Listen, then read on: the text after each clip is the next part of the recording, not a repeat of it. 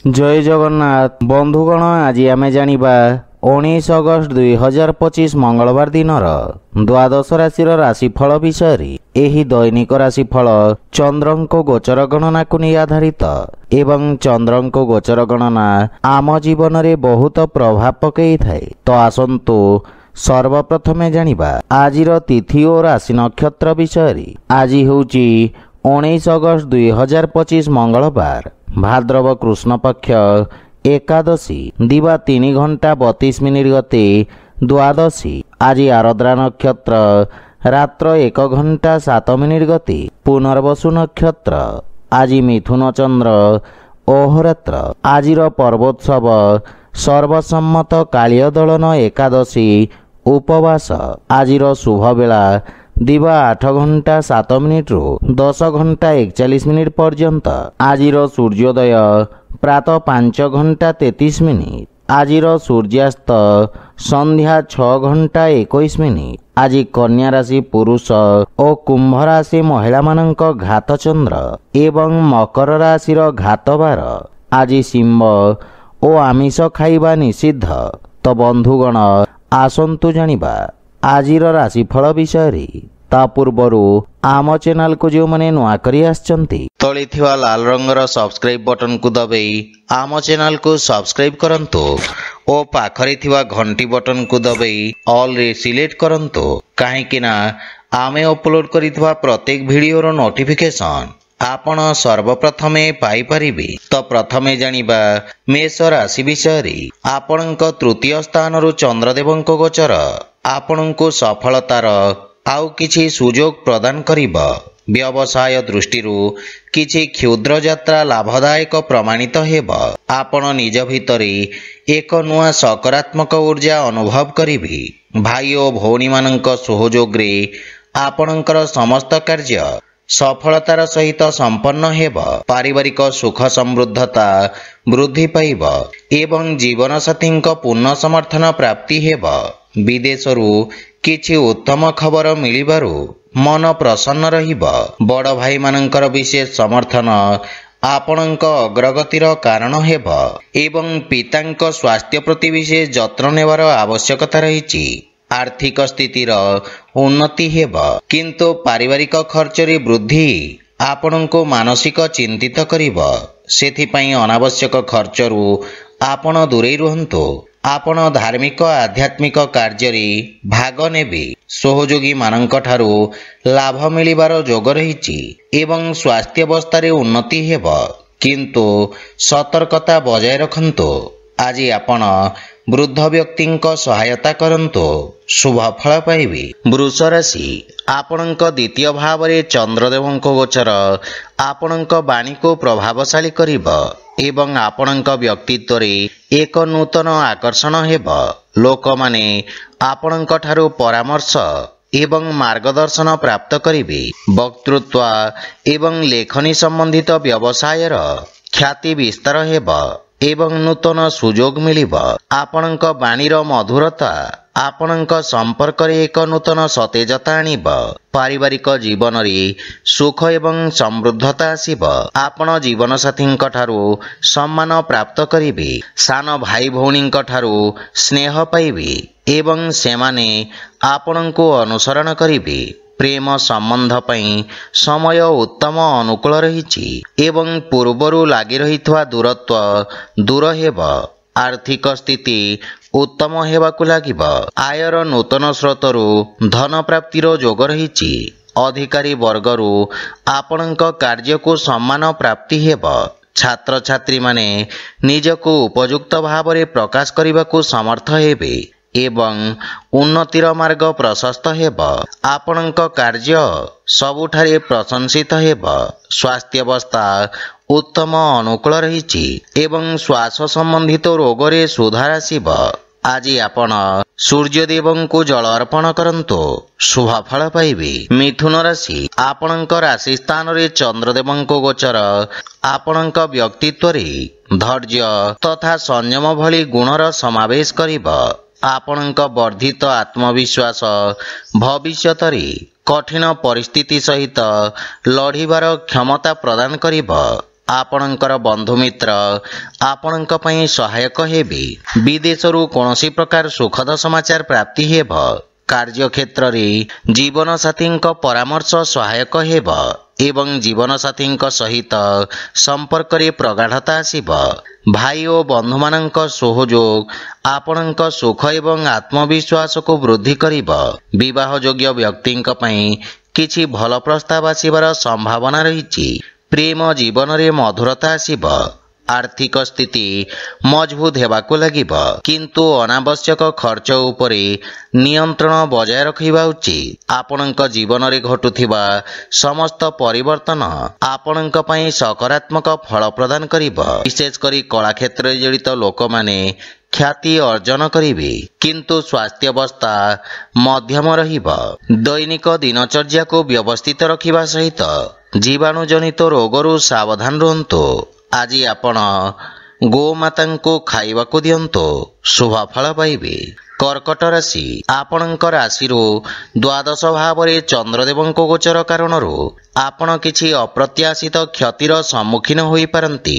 छात्र छात्री मानंकु निज लक्ष्य हासिल करबाकू अधिक संघर्ष करबाकू पड़िबो। चाकरी और व्यवसाय क्षेत्र रे किछि अनावश्यक व्यवधान उत्पन्न हेब एवं पारिवारिक जीवन रे कोनोसी द्वंद्व हेले परिवार रे आलोचना द्वारा समाधान हेब। पारिवारिक सहयोग समस्या मुक्ति पाइबारे सहाय्य करिब। आपणक भविष्यत एवं पारिवारिक संपर्क विषय रे आपण सामान्य चिंतित रहिबे, किंतु धैर्यवान तथा एकाग्र चित्त होई निज कर्तव्यर निर्वाहन करिबे। प्रेम संपर्क रे किछि समस्या देखा देई पारे, सेथिपई बाणी रे नियंत्रण बजाय रखंतु।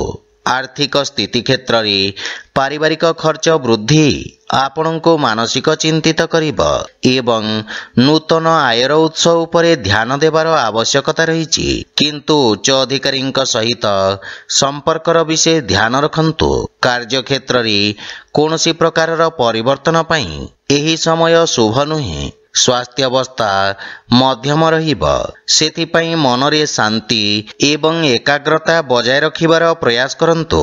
आज आपण असहाय लोकंक साहाय्य करंतु, शुभ फल पाइबे। सिंह राशि आपणक राशि स्थान रु एकादश भाव में चंद्रदेव गोचर आपणक अक्लांत परिश्रमर सुखद परिणाम प्रदान करिब एवं उत्तम लाभर स्थिति रहिछि। कार्यक्षेत्र रे आपणक मान सम्मान वृद्धि पाइब।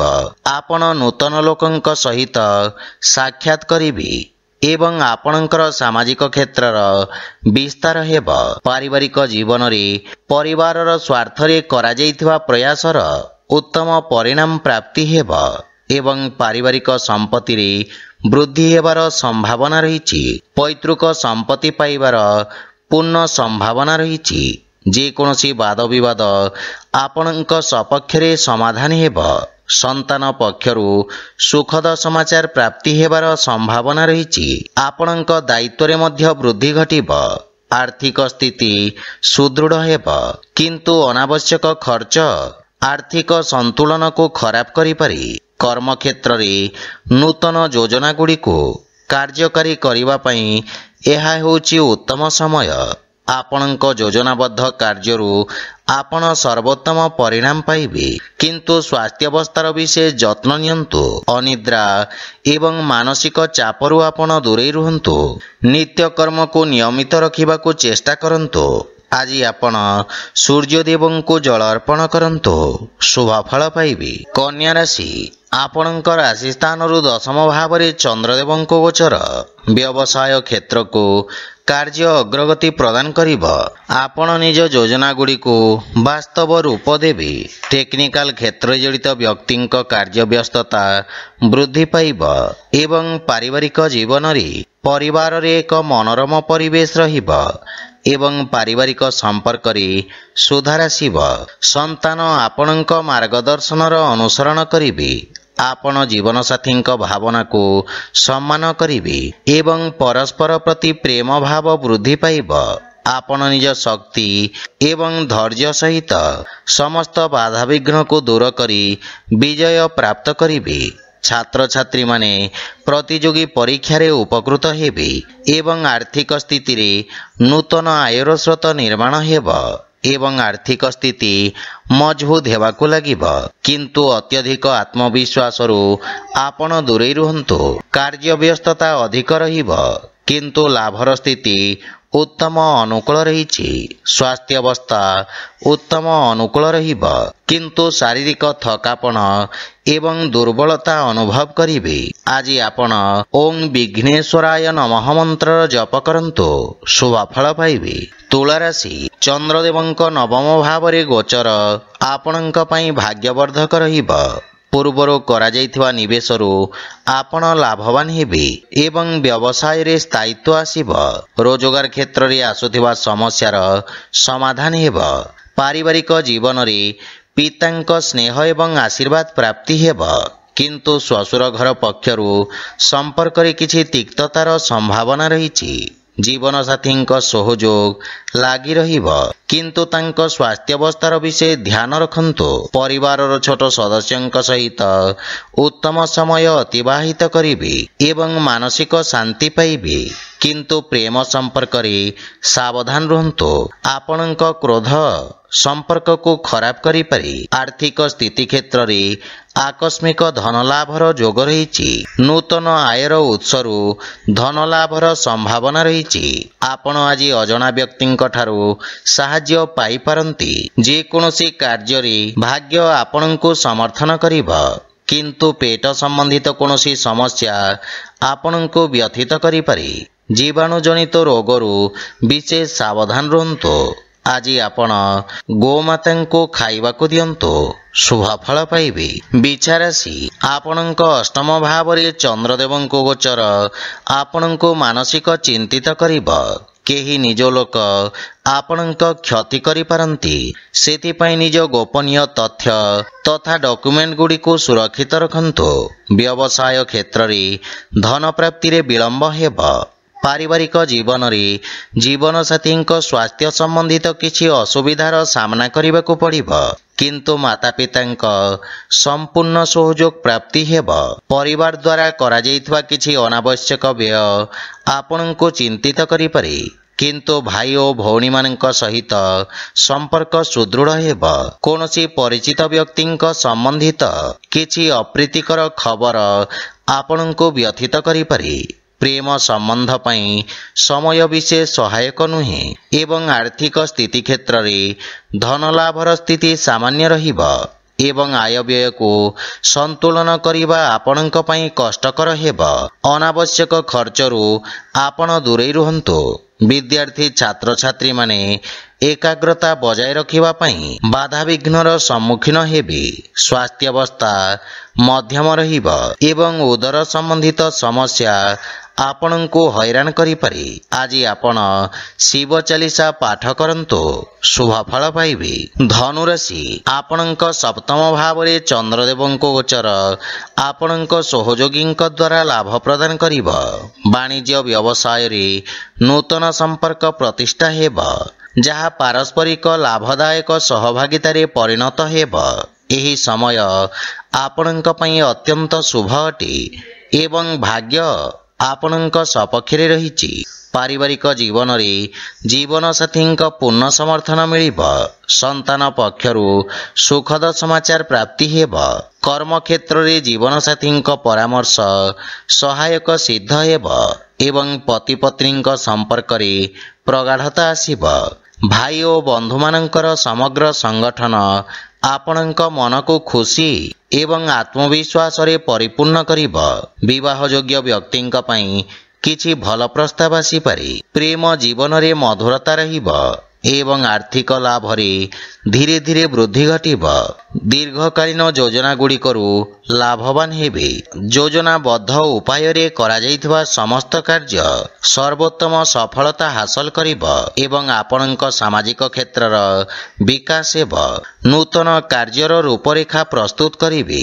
ଆପଣ ସ୍ୱାସ୍ଥ୍ୟ ସମ୍ବନ୍ଧିତ ସମସ୍ୟାରୁ ମୁକ୍ତି ପାଇବେ ଏବଂ ମାନସିକ ସୁଖ ଓ ଶାନ୍ତି ଅନୁଭବ କରିବେ। ଆଜି ଆପଣ ସୂର୍ଯ୍ୟଦେବଙ୍କୁ ତିଳ ମିଶ୍ରିତ ଜଳ ଅର୍ପଣ କରନ୍ତୁ, ଶୁଭ ଫଳ ପାଇବେ। ମକର ରାଶି, ଆପଣଙ୍କ ରାଶି ସ୍ଥାନରୁ ଷଷ୍ଠ ଭାବରେ ଚନ୍ଦ୍ରଦେବଙ୍କ ଗୋଚର ଆପଣଙ୍କୁ ବ୍ୟବସାୟର କ୍ଷତିପୂରଣ କରିବାର ସୁଯୋଗ ପ୍ରଦାନ କରିବ। କାର୍ଯ୍ୟକ୍ଷେତ୍ରରେ କ୍ରମାଗତ ପରିବର୍ତ୍ତନ ଆପଣଙ୍କ ନିଜ ରଣନୀତି ବିଷୟରେ ପୁନର୍ବିଚାର କରିବାକୁ ପ୍ରେରିତ କରିବ, କିନ୍ତୁ ଆବଶ୍ୟକ ପରିବର୍ତ୍ତନ ଲାଭଦାୟକ ହେବ। ବିଦ୍ୟାର୍ଥୀ ଛାତ୍ରଛାତ୍ରୀମାନେ କିଛି ନୂଆ ଶିଖିବାର ଅବସର ପାଇବେ ଏବଂ ଏହାକୁ ବ୍ୟବହାରିକ ଭାବରେ ବ୍ୟବହାର କରିବେ। ପାରିବାରିକ ଜୀବନରେ ଜୀବନସାଥୀଙ୍କ ସହିତ ସମ୍ପର୍କରେ ମଧୁରତା ଆସିବ ଏବଂ ପରସ୍ପର ଭିତରେ ଥିବା ଭୁଲ ବୁଝାମଣା ଦୂର ହେବ। ପ୍ରେମ ଜୀବନରେ ଏକ ନୂତନ ଆରମ୍ଭ କରିବେ ତଥା ସମ୍ପର୍କ ଅଧିକ ଶକ୍ତିଶାଳୀ ହେବ। ପିତାମାତାଙ୍କ ଆଶୀର୍ବାଦରେ ଯେକୌଣସି ନୂତନ କାର୍ଯ୍ୟ ଆରମ୍ଭ କରନ୍ତୁ, ସଫଳତା ପାଇବେ, କିନ୍ତୁ ସନ୍ତାନଙ୍କ ଶିକ୍ଷା ଓ ଭବିଷ୍ୟତ ସମ୍ବନ୍ଧିତ ଚିନ୍ତା ଆପଣଙ୍କୁ ବ୍ୟଥିତ କରିପାରେ। ଆର୍ଥିକ ସ୍ଥିତି ମଜବୁତ ହେବାକୁ ଲାଗିବ ଏବଂ ଆଂଶିକ ଲାଭ ମଧ୍ୟ ପାଇପାରିବେ। ରାଜକୀୟ କାର୍ଯ୍ୟ ପକ୍ଷରୁ ରୋଜଗାର କରିବାରେ ସଫଳତା ମିଳିବ ଏବଂ ଆପଣଙ୍କ ସମସ୍ତ ବ୍ୟବସାୟିକ ଦାୟିତ୍ୱ ତୁଲାଇବାରେ ଆପଣ ସଫଳ ହେବେ। ସ୍ୱାସ୍ଥ୍ୟାବସ୍ଥା ସାମାନ୍ୟ ଦୁର୍ବଳ ରହିବ। ରକ୍ତଚାପ ସମ୍ବନ୍ଧିତ ରୋଗୀ ସ୍ୱାସ୍ଥ୍ୟାବସ୍ଥାର ବିଷୟ ଧ୍ୟାନ ରଖନ୍ତୁ। ଆଜି ଆପଣ ହନୁମାନଷ୍ଟକ ପାଠ କରନ୍ତୁ, ଶୁଭଫଳ ପାଇବେ। କୁମ୍ଭ ରାଶି, ଆଜି ଆପଣଙ୍କ ପଞ୍ଚମ ଭାବରେ ଚନ୍ଦ୍ରଦେବଙ୍କ ଗୋଚର ଆପଣଙ୍କ କାର୍ଯ୍ୟକ୍ଷେତ୍ରରେ କୌଣସି ପରିଚିତ ବ୍ୟକ୍ତିଙ୍କ ମାଧ୍ୟମରେ ଲାଭର ସ୍ଥିତି ପ୍ରଦାନ କରିବ। ଛାତ୍ରଛାତ୍ରୀମାନେ ସେମାନଙ୍କର ସମୟର ସମ୍ପୂର୍ଣ୍ଣ ଉପଯୋଗ କରିବାରେ ସକ୍ଷମ ହେବେ ଏବଂ ଏହି ସମୟ ମଧ୍ୟରେ ନୂତନ ଜ୍ଞାନ ଏବଂ ଅଭିଜ୍ଞତା ହାସଲ କରିବେ। ପାରିବାରିକ ଜୀବନରେ ସନ୍ତାନଙ୍କ ଉନ୍ନତିରେ ଆପଣ ବିଶେଷ ଆନନ୍ଦ ପ୍ରାପ୍ତ କରିବେ ଏବଂ ସନ୍ତାନ ଆପଣଙ୍କ ଆଜ୍ଞାକାରୀ ହେବେ। ଭାଇ ଓ ଭଉଣୀମାନଙ୍କ ସହଯୋଗରେ ଆପଣଙ୍କର ସମସ୍ତ କାର୍ଯ୍ୟ ସଫଳତାର ସହିତ ସମ୍ପନ୍ନ ହେବ। ପରିବାରରେ ସୁଖ ସମୃଦ୍ଧି ଲାଗି ରହିବ ଏବଂ ଜୀବନସାଥୀଙ୍କ ପୂର୍ଣ୍ଣ ସମର୍ଥନ ପାଇବେ ତଥା ବିଦେଶରୁ କିଛି ଭଲ ଖବର ପାଇ ମନ ଖୁସି ହେବ। ବଡ଼ ଭାଇଙ୍କ ବିଶେଷ ସମର୍ଥନ ଆପଣଙ୍କ ଅଗ୍ରଗତିର କାରଣ ହେବ, କିନ୍ତୁ ପିତାଙ୍କ ସ୍ୱାସ୍ଥ୍ୟ ପ୍ରତି ବିଶେଷ ଯତ୍ନ ନେବାର ଆବଶ୍ୟକତା ରହିଛି। ଆର୍ଥିକ କ୍ଷେତ୍ରର ଅଭିବୃଦ୍ଧି ହେବ, କିନ୍ତୁ ପାରିବାରିକ ଖର୍ଚ୍ଚରେ ବୃଦ୍ଧି ମାନସିକ ଚାପ ଉତ୍ପନ୍ନ କରିପାରେ। ସ୍ୱାସ୍ଥ୍ୟାବସ୍ଥାରେ ଉନ୍ନତି ହେବ, କିନ୍ତୁ ସତର୍କତା ବଜାୟ ରଖନ୍ତୁ। ଆଜି ଆପଣ ବଜରଙ୍ଗ ବାଣ ପାଠ କରନ୍ତୁ, ଶୁଭଫଳ ପାଇବେ। ମୀନ ରାଶି, ଆପଣଙ୍କ ଚତୁର୍ଥ ଭାବରେ ଚନ୍ଦ୍ରଦେବଙ୍କ ଗୋଚର ଆପଣଙ୍କୁ କିଛି ମାନସିକ ଚାପ ପ୍ରଦାନ କରିବ। କାର୍ଯ୍ୟକ୍ଷେତ୍ରରେ ଏକାଗ୍ରତା ବଜାୟ ରଖିବାରେ ଅସୁବିଧାର ସାମ୍ନା କରିବାକୁ ପଡ଼ିବ। ବ୍ୟବସାୟରେ ଲାଭ ପ୍ରତି ସତର୍କତା ବଜାୟ ରଖନ୍ତୁ।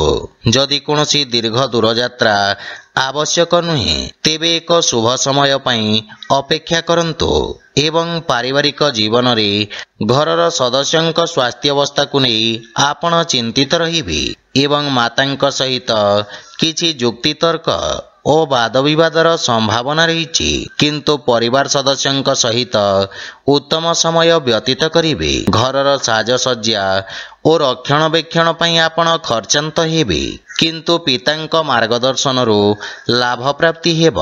ଶ୍ୱଶୁର ଘର ପକ୍ଷରୁ ସମ୍ପର୍କରେ ମଧୁରତା ଆସିବ ଏବଂ ଆର୍ଥିକ ସ୍ଥିତି କିଛି ମାତ୍ରାରେ ଚାପଗ୍ରସ୍ତ ରହିପାରେ।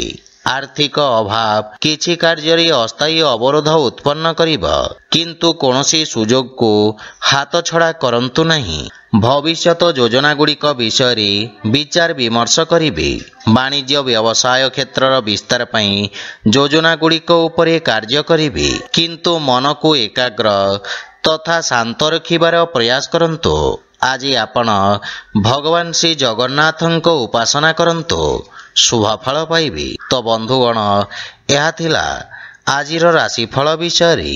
ଯଦି ଭିଡ଼ିଓଟି ଆପଣମାନଙ୍କୁ ଭଲ ଲାଗିଥାଏ, ଲାଇକ୍, ସେୟାର ଓ କମେଣ୍ଟ କରି ଜଣାନ୍ତୁ ଏବଂ ଆମ ଚ୍ୟାନେଲକୁ ସବସ୍କ୍ରାଇବ୍ କରନ୍ତୁ। ଜୟ ଜଗନ୍ନାଥ।